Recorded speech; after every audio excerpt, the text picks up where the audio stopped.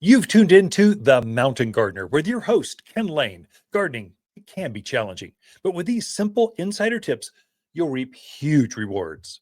Now, let's tune into today's Mountain Gardener with Ken and Lisa. And we are back with Lisa Lain in the studio. We give this segment completely to her. I try not to jump in or say anything so that we can get more garden tips, tricks, and advice, insider scoop on from a woman's perspective, my gal's perspective, another master gardener here at the Garden Center. Welcome back to the studio, Lisa. Thank you. Good to be here. Beautiful day. Beautiful time to be in Prescott. Sunny. And the surrounding areas. Yeah. I call it the Central Highlands because it's Sedona is the same as Camp Verde, is the same as Cornville, the same as Skull Valley, Paulden, Prescott, Prescott Valley. We're all kind of the same. So this advice just is good. So the plants go here, the same planting technique. It's the same. So that's why I think the reason we have so many people from the other side of the Mingus Mountains, the Mingus Mountains, potato patch, is people are coming over to get Trader Joe's and Costco, and then they stop by the Garden Center to get tuned into the show. They get a poinsettia or whatever. How do I plant this tree? But the pine trees that grow here will grow there. The lilacs that grow here will grow there. The pansies, the tomatoes that they grow here, they grow there. And we're about the same zone, same season, same everything. Yep. Very true. So what kind of garden tips you got for us? Well, so share last week we were talking about poinsettias, where they came from, how did they become a Christmas plant? Yeah. And we kind of briefly touched on Christmas cactus, but we didn't really hit on it too much. But one thing we did say, we were like, well, is Christmas cactus really a cactus? And we said no. No. But we were wrong. Oh, really? It truly is a cactus. Opuntia or what? It's in the genus family of cacti. There we go. So it is technically a cactus. Cool. Which I did not know. No, it's not like a prickly pear. No, you can't grow it outside. It actually originates from the central coast mountains of Brazil. Oh, there you go. Amazonian. Really? So kind of high. It likes kind of the higher altitude forest areas where there's moisture.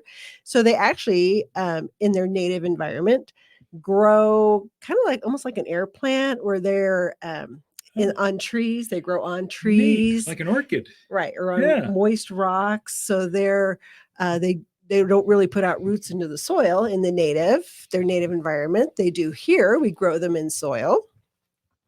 But it truly is a cactus. So we learned something. We did. Yeah. So did our listeners. See, that's the reason you tune in every week. Right. There we go. Been doing this for decades. We just passed our 650th upload to Podbean. Really? So to our podcast. Cool. And we're almost at 100,000 downloads. So it's like people are gaining traction. And we're starting to have other PR companies going, hey, they got something going on. We should go try to ask them for money. We can scale this for you. I don't care about going national. I only care about us here. The Central Highlands. It's just us in the Central Highlands. Yeah, there we go. Otherwise, it'd be work. This is just fun. This is fun. If you turn into work, it won't be as much fun. So back to Christmas cactus. Sorry. Which truly is a cactus. So here like I said, inside.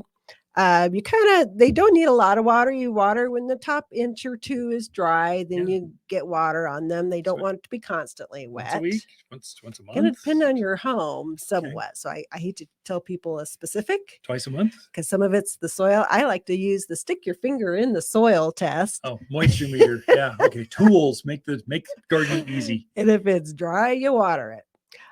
Bright room. Definitely, but super easy to care for and live 50 years or more. I mean, there's Christmas cactuses that great grandma had, and they're super easy to take a slip off of and restart to propagate another one. So that's what a lot of families do. Someone has great grandmas and they all give slips to somebody and move them on, but super easy plant to grow. A little bit more of a challenge to try to get it back into color again. But there's actually, which we can discuss that later. That's kind of another part. But there are basically three kinds. There's the Thanksgiving cactus, which blooms at Thanksgiving. the Christmas cactus, which actually blooms at Christmas. And then there's an Easter cactus, which blooms in usually March to April, somewhere in there. Are they different ones, or they actually naturally bloom at those times, or they program them to bloom? They actually naturally bloom at those times. Wow. And a lot of so the question is now, and they think that the Thanksgiving and the Christmas cactus, they've interbred them so much, hybridized them, that they're kind of the same now. So the botanical is Slumbergera. Say that 10 times fast. Yeah. Which is some guy's name who kind of found them in Paris. It's a whole long story. Kind of got boring, so I ignored it.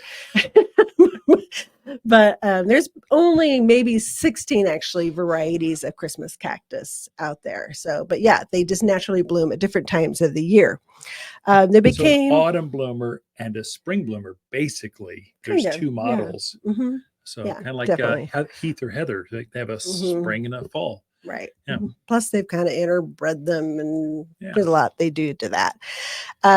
Became fairly popular in the 1800s is when they started becoming popular.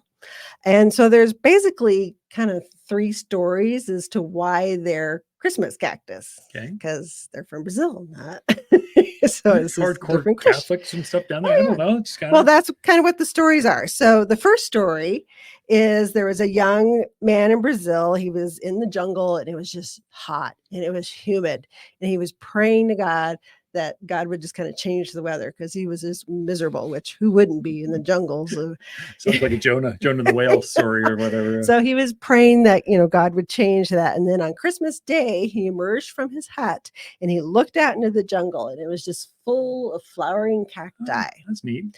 So that's one story. Okay. Second story is I was thinking red and white or bringing more into it. You have the color of Christ and the blood, all those religious symbols. That's good. It's a good Brazilian story. There you go. I just want it to be nicer weather. The second one is a Jesuit missionary in Bolivia. He was trying to teach the Bible to the villagers, but he was really struggling because they didn't trust him. They just didn't believe him. So he prayed, and then on Christmas Day, he prayed for guidance, trying, he wants to help people. And suddenly he heard singing in the back. And he's like, what's that? And they were singing a hymn that he had taught them. And then he turned around, and there were the village children bringing flowering cactus into the church to give to the baby Jesus. Neat. That's kind of a neat one. Yeah, that's good. So that's a good one. They finally trusted him. They sang out loud. And then it flowered. Yeah, that's cool. And then the third one, and this is probably more likely, is because they bloom around Christmas. The science behind it is they bloom about then. That's basically what the Illinois extension was basically. They're Christmas cactus because they bloom around Christmas. So that kind of makes sense too. But I like learning the different legends and every plant has tremendous stories. And there's new ones being developed every year. We introduce at our spring open house. It's usually the weekend right before spring. We introduce a lot of the new things you'll never find anywhere else except here. We've grown them. It's a new. They're just being introduced here in this area at the spring open house. And so you see a new lilac that's maybe shorter or brighter or has a bigger forsythia with bigger flowers on it, something like that. So there's new ones and the people that developed those, that found them, that created that, propagated them, usually their names attached to it, and there's a story on how they found it. I know guys that go out there in Tibet between the 4,000 and 5,000 foot level. They just scour looking for new kinds of plants, and that's where this Christmas cactus came from. I'm sure they were scouring. Sounds like Bolivia and the Amazon, Brazil, and they found it and said, "Oh, we could grow that around Christmas. We'll call it a Christmas cactus." Well, thank you, Lisa. If you need a handout on how to make it bloom again, we have one of those here at the Garden Center, or get it yourself. Just go to watersgardencenter.com and type in the search bar, like Christmas cactus. It'll pop right up. So it's there to help you. All right. Throughout the week, Lisa and I, we camp out here at Waters Garden Center. If you want more garden history on all things holidays, last week is poinsettias. This week's it's Christmas cactus. Come visit us. Look, if your wife, mom, or dad wants an ugly sweater for Christmas, get them a sweater, not some piece of plastic. But if someone you truly care about loves their garden, a gift card to Waters makes perfect sense. Next spring, she can pick exactly what she was hoping. We all know it's not the same as a huge flower basket or fragrant rose, but hey, it's winter. Gardeners understand. Waters online gift cards are found at top10plants.com or at Waters Garden Center in Prescott.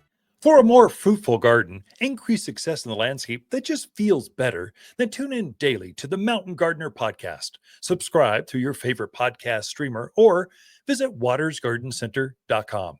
Better yet, visit me directly right here at Waters Garden Center. Thanks for tuning in.